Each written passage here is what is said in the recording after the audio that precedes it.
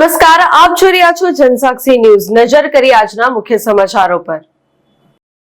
અંકલેશ્વરની પાનોલી ઔદ્યોગિક વસાહતમાં આવેલી સ્ટરલાઇટ ઓર્ગેનિક કંપનીમાં મોડી રાત્રે આગ ફાટી નીકળી હતી। જોતજોતામાં આગે વિકરાળ સ્વરૂપ ધારણ કરતા સમગ્ર પ્લાન્ટ આગની ચપેટોમાં આવી ગયા હતા। કામદારો સમય સૂચકતા વાપરી બહાર નીકળી ગયા હતા।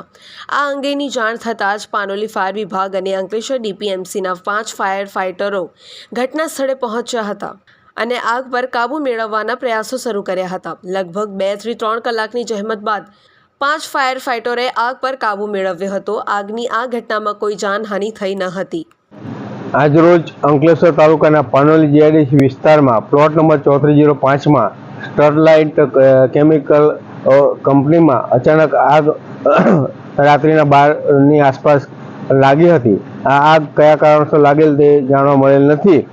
આ આગથી કોઈ જાનહાનિના સમાચાર મળેલ નથી। ઘટના સ્થળે 4 થી 5 જેટલા ફાયર ટેન્ડર હાજર છે, પોલીસની ટીમ હાજર છે અને તેમજ ફાયર ફાઇટરો પણ હાજર છે। આગ ઓલવવાની કામગીરી અત્યારે ચાલુ છે। એકાદ કલાક પછી આગ પૂર્ણ વિરામ આવશે।